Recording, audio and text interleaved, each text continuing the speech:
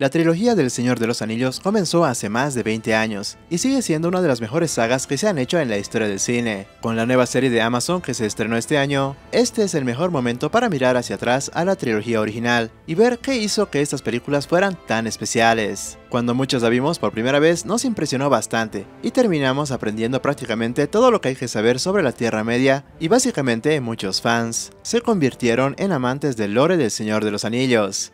La primera película de la trilogía, La Comunidad del Anillo, se estrenó en 2001 y fue un éxito comercial y de crítica. Luego, Las Dos Torres y El Retorno del Rey tuvieron el mismo éxito. De hecho, El Retorno del Rey fue una de las primeras películas en recaudar más de $1.000 millones en taquilla. La saga en total ganó más de 11 premios Oscar, en un momento en que los Oscars todavía estaban relacionados con la calidad de una película y no con la competencia sobre cuánta degeneración se puede meter.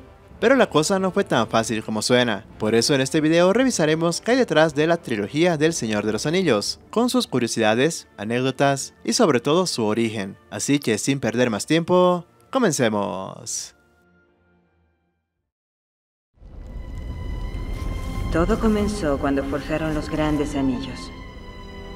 3 fueron dados a los elfos, los seres inmortales más sabios y hermosos de todos.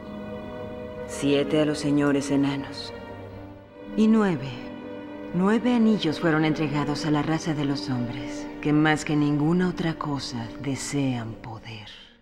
Primero que nada debemos entender al autor del libro original, en el cual se basa la película, quien es John Tolkien, porque nunca seríamos capaces de apreciar la brillantez de la historia de la Tierra Media sin primero entenderlo a él. Tolkien fue un ingenioso escritor británico, católico y veterano de la Primera Guerra Mundial. Lo primero que escribió fue El Hobbit en 1937 y lo amplió en El Señor de los Anillos en la década de los 50, y fue ahí también cuando creó todo el mundo y la historia de la Tierra Media. Hasta ahora hay más de 10 libros del autor, ubicados en el siguiente orden: El Hobbit, El Señor de los Anillos, La Comunidad del Anillo, El Señor de los Anillos, Las Dos Torres, El Señor de los Anillos, El Retorno del Rey, Las Aventuras de Tom Bombadil y otros poemas del Libro Rojo, El Silmarillion, Cuentos inconclusos de Númenor y la Tierra Media, La Historia de la Tierra Media, que es una colección de obras, Beren y Lúthien, y La Caída de Gondolin. El escritor incluso inventó lenguajes completos desde cero, y si eso no es pasión y dedicación, no sé lo que es. Extraños de tierras lejanas, viejos amigos, los hemos llamado a contestar el desafío de Mordor. Deben unirse o perecerán. Cada raza padecerá esta aflicción, este único futuro.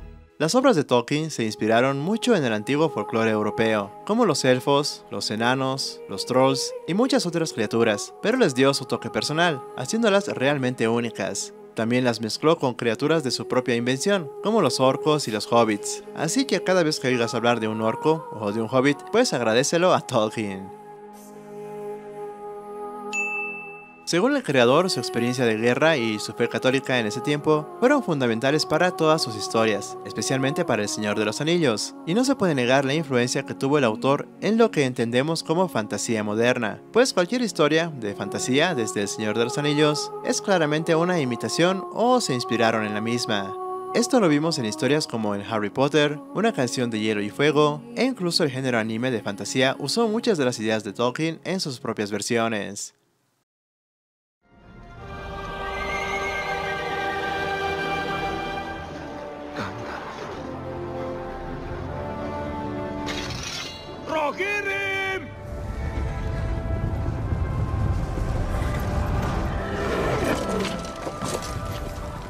En cuanto a las películas, el director Peter Jackson realmente quería dar vida a la Tierra Media, de una manera que honrara el trabajo de Tolkien. En una entrevista dijo que estaban tratando de hacer películas para Tolkien y no para ellos mismos, o incluso para el público.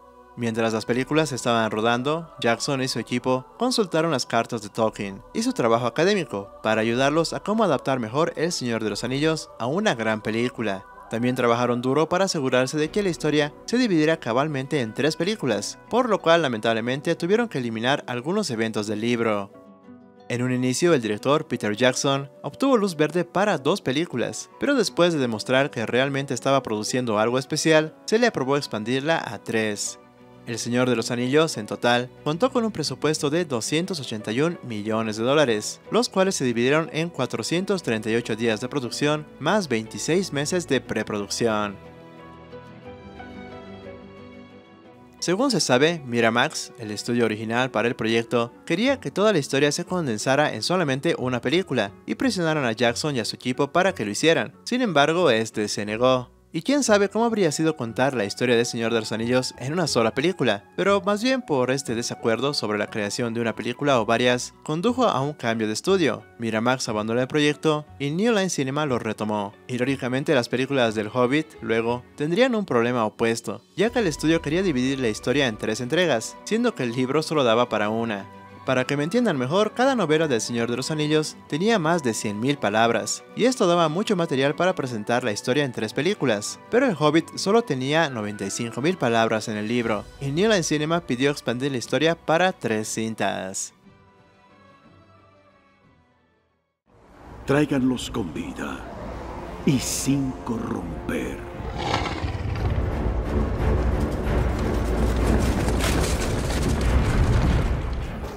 El Señor de los Anillos se inspira mucho en los pueblos e historia europeos del mundo real, pero Tolkien declaró que no era un fanático del folclore europeo en sí, y solamente tomó inspiración sobre todo en elementos de su vida cotidiana, como por ejemplo en la comarca, pues esta se basa en la visión de Tolkien de una idílica área rural de Inglaterra, donde la gente vive una vida tranquila y pacífica y disfruta de las cosas simples de la vida, trabajando en granjas y pasando el tiempo con la familia, y luego yendo a un bar por una cerveza. Pues así era como vivían los europeos rurales a lo largo de la mayor parte de su historia.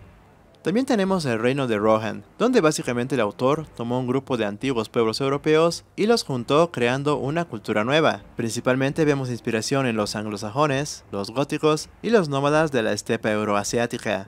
La influencia anglosajona aparece en el idioma de Rohan, con cultura y con nombres como Theoden, Eowyn o Rittermark, siendo todos estos nombres del inglés antiguo, mientras que la influencia de los góticos y euroasiáticos se puede apreciar en la cultura basada en la caballería y que también eran nómadas que se asentaron en la tierra que ocupan actualmente. El otro gran reino de los hombres en El Señor de los Anillos, que se inspiró mucho en el Imperio Romano Oriental y su declive, pues así como este imperio, el reino de Gondor es amenazado por todos lados, muy similar a como el Imperio Bizantino fue amenazado por el mundo árabe o islámico en la vida real. Obviamente no debe enfatizarse que Rohan o Gondor sean alegorías directas a cualquier civilización histórica, pero la inspiración y la similitud entre ellos y el mundo real, pues está ahí. Lo que esto finalmente nos muestra es que la historia de Tolkien es eurocéntrica, y no digo que sea algo malo, pero probablemente sea por esto que resonó tanto con las personas de ascendencia europea, obviamente en sus libros originales. Los ejércitos de Rohan y Gondor dan una mirada muy europea a los actores que los interpretan, pues no se ve a ningún hombre africano o asiático en sus filas, y mucho menos un latino. Y no es que haya nada en contra de los africanos o asiáticos o latinos, sino que simplemente estos reinos no son inspirados en esas culturas. Su misión se encuentra en el filo de la navaja. Desvíense solo un poco y fallará, para desgracia de todos. El Señor de los Anillos estuvo varios años en preproducción antes de que comenzara la filmación, lo que permitió al equipo concentrarse en los detalles y prepararse para todo. A principios de la década de los 2000, Hollywood creía firmemente que un mayor esfuerzo artístico significaba un mayor éxito comercial y también crítico, por lo cual el equipo de producción terminó creando 40.000 piezas de armadura, 19.000 trajes y también diseños únicos para todas las criaturas del mundo de Tolkien. Y si bien los libros les dieron descripciones a los artistas sobre cómo lucían los personajes y escenarios, fueron los mismos artistas quienes usaron su propia imaginación para los diseños, como por ejemplo el monstruo en el agua, el cual en el libro nunca fue descrito completamente en apariencia.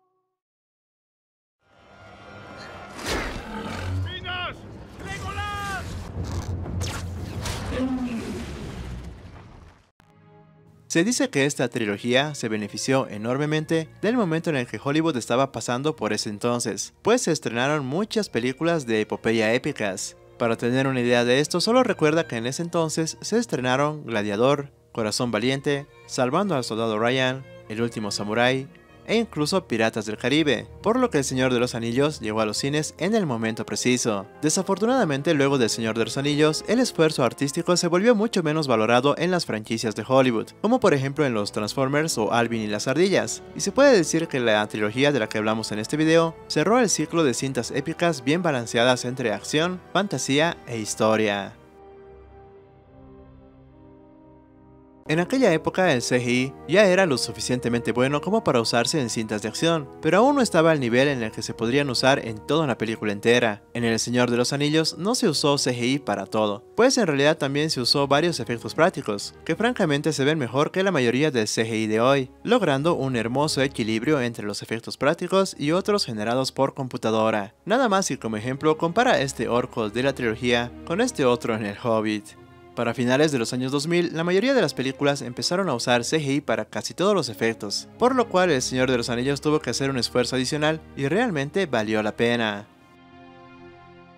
Obviamente no podía hacer un video de la saga sin apreciar la increíble banda sonora, escrita por Howard Shore, la cual es considerada una de las mejores bandas sonoras jamás compuestas. Sus melodías inmersen profundamente al público que ve las películas, que ya por sí solas están extremadamente bien hechas, y estoy seguro que nadie puede olvidar la partitura durante la escena de Gandalf luchando contra el Balrog,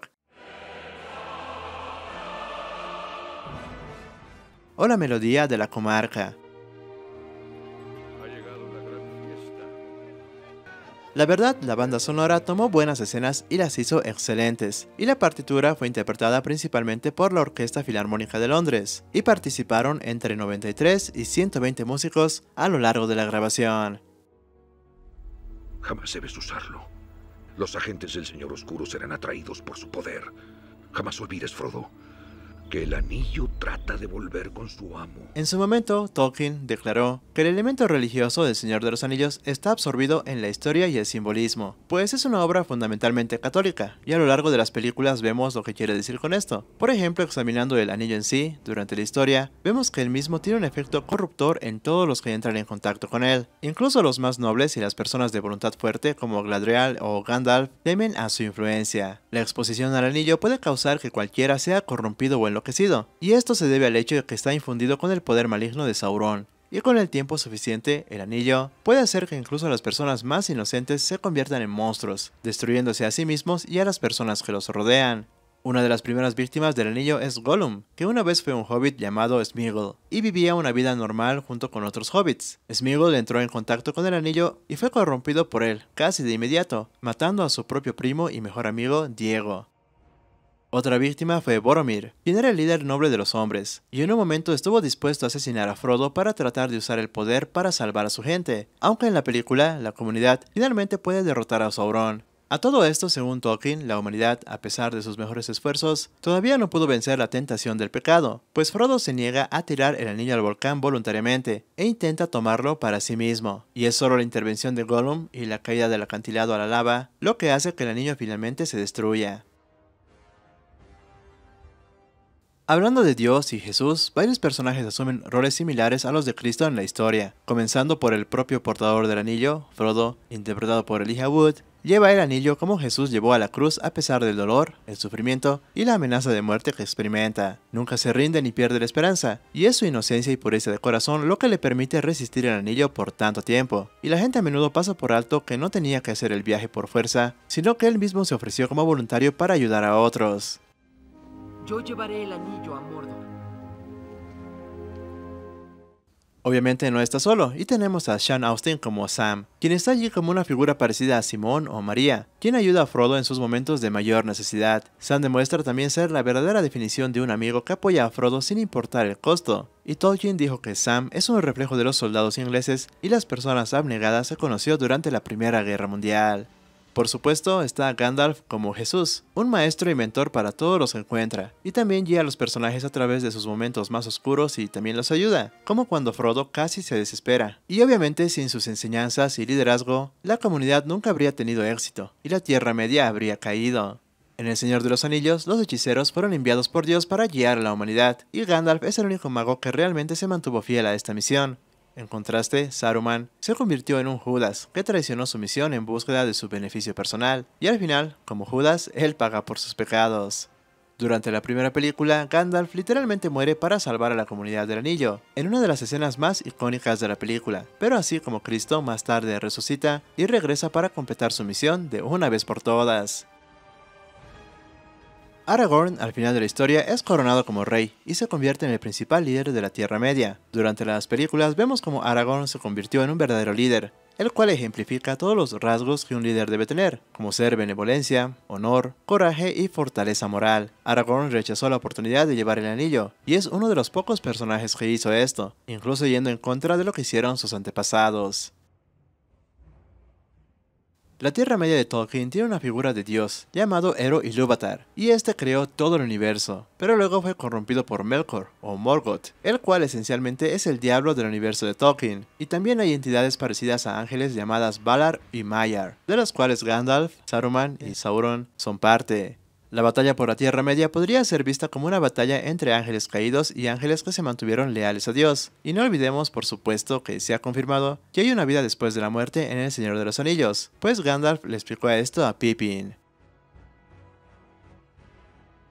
Pero ¿qué es exactamente el mal en El Señor de los Anillos? Pues según Tolkien, el mal es todo lo que va en contra de Dios. Sauron y Melkor son malvados porque trabajan en contra de Dios y buscan corromper su mundo. Pues como lo dije anteriormente, Sauron es esencialmente un ángel caído, y perdió su posición entre los otros ángeles porque se puso del lado del Melkor contra Dios.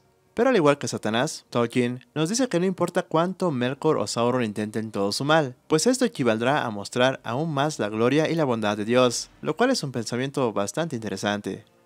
Sauron y su aliado hacen todo lo posible por propagar el mal, y una de las principales formas en las que vemos que este mal se manifiesta es la brutalidad y el odio hacia la naturaleza. Por ejemplo, en las dos torres se muestra cómo la industrialización de Saruman está desgarrando los bosques de la Tierra Media, lo que conduce a un enfrentamiento con los Ents, los protectores sobrenaturales de los bosques, los cuales no quieren involucrarse en los asuntos de los hombres, pero al final se ven obligados a hacerlo.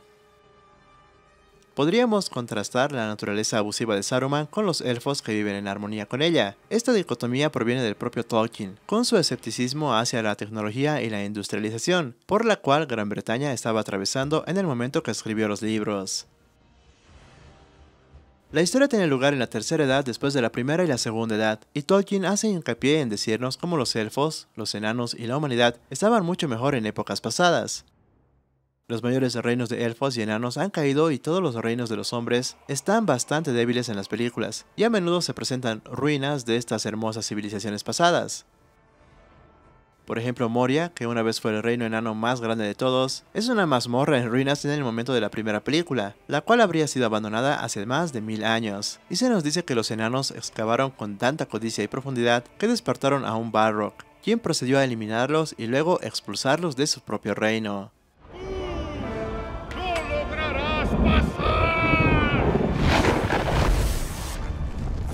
En un principio, el director, en su búsqueda de un casting adecuado, hizo una lista del posible elenco, donde incluyó a Cate Blanchett como Galadriel e Ian Holm como Bilbo, preguntándose si Patrick Stewart sería el adecuado para el papel de Gandalf, por lo cual Philippa Boyens, la productora, mencionó a Ian McKellen, y después de esto el actor se convirtió en la primera opción de Jackson para Gandalf.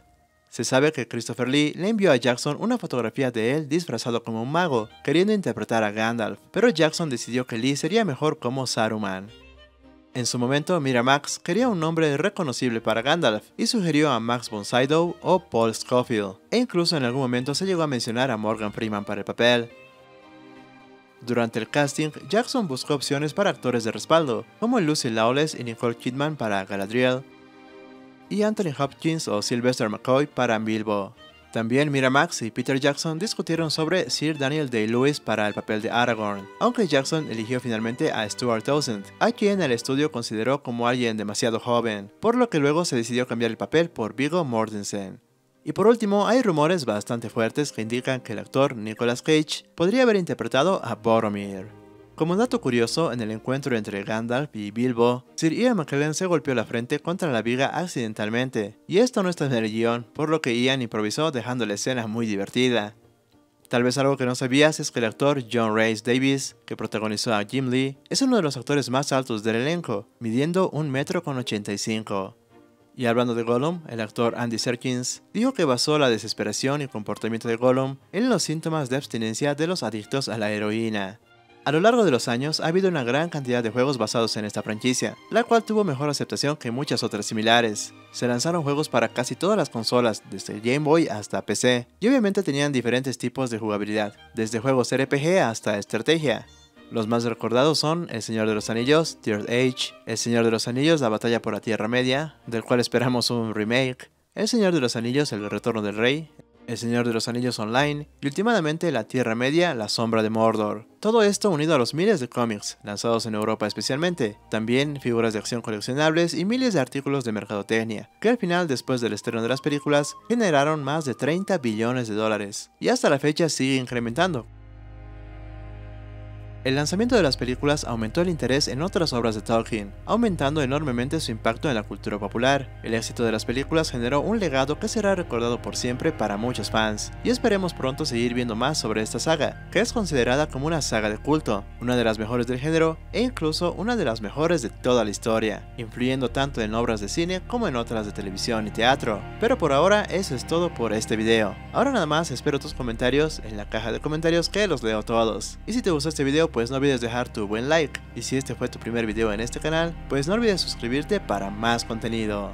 Nos vemos en el siguiente video acá en Los 2000.